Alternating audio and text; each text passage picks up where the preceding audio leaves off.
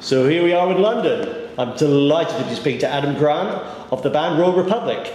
So welcome, Your Majesty, or Your Royal Highness, I guess we should say. Hey, don't do that. That makes me uncomfortable. But thank you. Nice to be here. Fourth album, fourth studio album you've got coming out, Club Majesty, at the end of May, 31st of May, pre-nuclear blast. And it's kind of a reinforcement of, I guess, the sound that you discovered on the previous album, or what you reinforced, the combination of the rock sensibility with the commercial sensibility. So do you feel that you've nailed it, exactly the sound of the band? Well, you kind of feel like you've nailed it with every album you make, at least when you walk out of the studio. Hopefully you feel like you nailed it. I felt like that on Save the Nation as well. I don't feel like we quite nailed it on that one today. But yes, I feel like the whole band actually, that with Weekend Man we kind of cemented like, okay, so this is, now we are Royal Republic, now we sound like Royal Republic more than we ever did, as in like we don't sound so much like our influences, but more like what we sound like. Yeah. You know what I mean, if that makes sense. And I think what fueled the writing and the feeling of Club Majesty was actually the Weekend Man tour, in which I would love to say that we were professionals and responsible and so on. I think we were professional. I think we take our music very seriously in our performance, but there was a lot of partying going on over the Weekend Man tour. And I think that vibe, that was very, in the best way possible, it colored the writing and the energy for Club Majesty. So, and we also decided early on that this has to be completely boundary free, like you mentioned. Like, I like referencing the Beatles like that in the way that, you know, you can write songs like Yesterday, and you can write songs like Helter Skelter, and they're, you know, two widely different songs. The only common thing they have is basically that they're written by the same people and performed by the same people, but nobody really distinguishes them, you know, because they're both great songs. So that's the way we try to approach it as well. And there's kind of a signature track that if people aren't aware of what to expect, Can't Fight the Disco, I mean, that kind of says exactly as a statement of intent.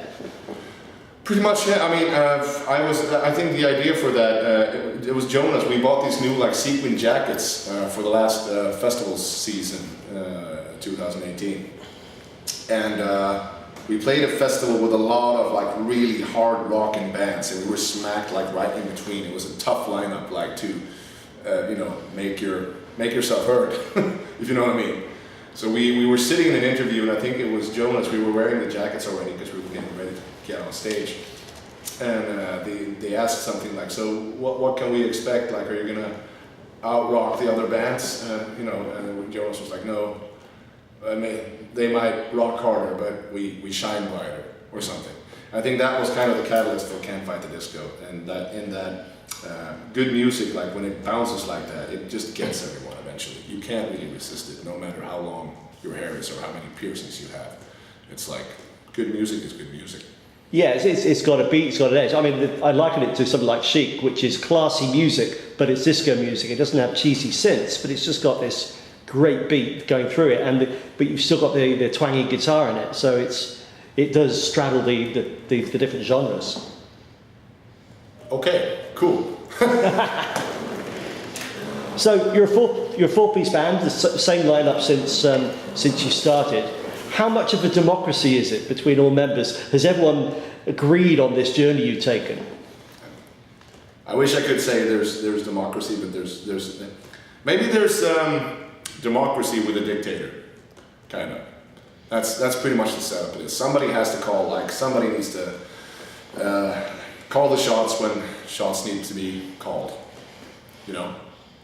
But I mean, we're very much, everybody's very creative. Everybody helps to write their, you know, everybody writes their own ideas, and we get together and we like try to choose them, but we don't choose them based on like a, but I also want to be like, no, it's the song is first. The song is always the most important thing, and somebody has to decide, and that happens to be me. So I'm happy most of the time, but I also have to deal with the predicaments that any boss would have to deal with. So it's a band all about Adam's wish fulfillment. So you had everyone wants to be an astronaut. Did you want to be an astronaut? I don't know if I wanted to be an astronaut. I've always been very interested in space flight, more than space actually, since I was a kid. I really don't know why, but in this case, astronaut could be anything. It's just that everybody wants to be that extreme. Nobody really wants to. At least when I was when we wrote the song, I felt like I was looking at the people around me, and nobody, including me, would settle for a Joe job or the regular life, so to say. That was kind of, you'd look at that and go, you know what I mean? So 7 years on from that, new album, and it's the lead single, as far as I'm aware, is Fireman Dancer. So you've come back down to earth, and you want to be a fireman now? Yeah, we write a lot of that, don't we? It's almost like a role-playing thing. I don't know. The thing is, a lot of the time, I don't know what our songs are about, really. Like for Fireman, for example, was just, we chose to work on that song because of the energy, the riff, the forward vibe, like yay! And I was sitting with Hannes one day in the studio, and we were trying to come up with like some good words for it, and we had the melody like, and Hannes was, I was like, what was that? Fireman?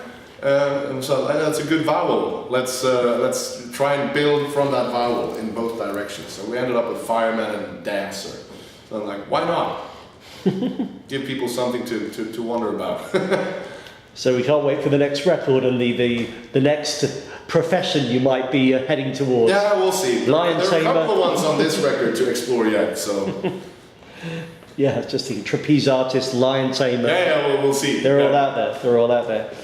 I mean, the album is a great mix. I mean, it's got the core style we talked about, but there's great light and shade. I wanted to mention, I guess, two songs. Boomerang, which has got like a real in-your-face type of strutty quality to it. No, really, really commercial, and I really enjoyed that one. Cool. And then the other one, which I think has got a bit of a story behind it, is Undercover. Right. So tell me about how that came together, how that unwrapped itself. How that unwrapped itself. We got a request from an unnamed but like big time, one of the biggest condom manufacturers in the world, and they wanted to have like a song to base their new campaign around. And that was all the information we got. So I started fiddling with this riff that I've had for a while, like and we wrote some lyrics that are like overly, like really on your nose kind of lyrics. Undercover can obviously mean a lot of things in condom world, or in romance world, if you will. And so we just basically said, let's keep it cheesy. Let's not try and make it cool. Let's just stay cheesy. So that's what we did, and that's how we thought on a lot of songs on this album. Let's go in completely the opposite direction of what most people would recommend. Which weirdly works out really, really well for us. We really enjoy making music this freely as we are right now. And so Undercover is they didn't take the song in the end. They backed out we actually didn't get a response. They didn't even turn it down. They just didn't get back. So we. You could say they pulled out. They pulled out. Ironically. The condom company pulled out. But I'm very happy they wrote that email in the first place, because we had a great song because of it. It's one of my favorite tracks on the record. And talking about light and shade, you've then got Like a Lover, which is more a kind of almost a romantic vibe. I mean, what happened there? Because it's got a great sultry groove around it. Yeah. Is that deliberate? Yeah, again, I don't know. It's few things are really deliberate when we're writing. It is very much about just an initial feeling, and then keeping that feeling and going with it. Then you need to kind of let the songs rest for a while and see if it stands like the test of the test time for you personally. Like a song, usually when you go out of a session of after writing a song, you feel great that you finished a song, but then you need to see if it's great after 3 weeks of listening. But Like a Lover was definitely a little like, it wasn't an adventure, but we felt like it was right for the mix. It's not necessarily the essence of the album in one song, but I think it's a great addition, and I feel like it is one of the strongest songs that we wrote, actually. Very proud of it. So let's talk about live. You've got festival dates coming up in the summer, and I think you're playing Download in June, yes, up in the north of England. What can festival audiences expect from your set during the summer? No pyro. They wouldn't let us. I guess we're opening the main stage again. We did in 2016. It was great. I was really amazed, like blown away by the amount of people that made it through the gates at that time, a day. It was like 1 o'clock or something. So we were the first band on the festival that year. And it was great. It was more like, I know what we do. I don't know what we can expect from the people at Download.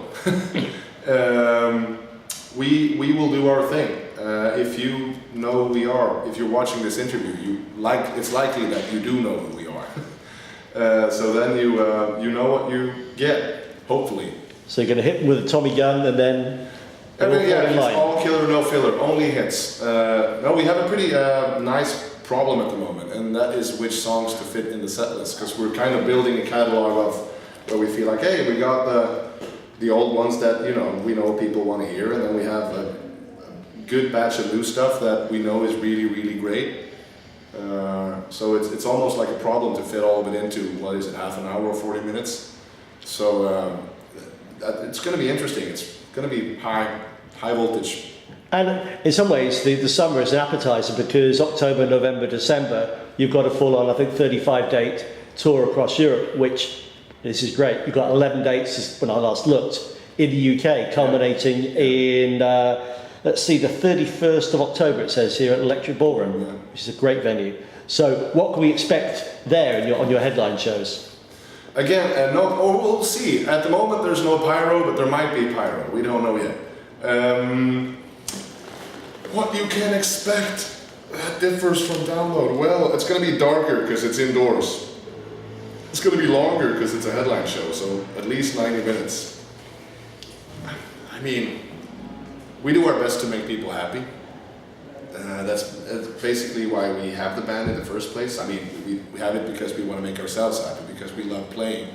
But then, but I mean, we see it as our little mission in the world to just be people's escape from whatever it is that they need to escape from for an evening, So, dig in the new album and join us, and we'll do our best to get you on the right side of life. I think all we'd say is, because the tour is towards the back end of the year, people will have 5 months or so to get used to the album, so we're hoping that a good number of those new tracks will appear. That I can give away, yes. There Fantastic. will be quite a lot from the new album. So I guess to wrap up, it's 10 years since the first album came out, maybe 12 or so since the band got together. Where do you think you might go next? I mean, right now we just finished this album, and we're very much looking forward to getting back out on the road. It's been almost 10 months since our last show, I think. And so we're just going to take it a step at a time. We have a year of solid touring ahead of us. We're going to continue well into next year as well. That is, as far as I know at the moment. And then whether there is a 10-year anniversary We Are the Royal scenario, we'll just have to see. But right now we're just going to enjoy putting this album out. We've been waiting to put it out for quite some time, so it's going to be good to get it out and go out and meet people. Excellent. Adam, it's been a pleasure talking to you. Thanks very much. To remind everyone out there, Club Majesty by Royal Republic is out on the 31st of May through Nuclear Blast, so you can't wait to hear more songs before the album comes out and the full album when it's out. There's already the single out right now as well, the Fireman Dancer, so that's excellent. Goody. Thank you. Thank you.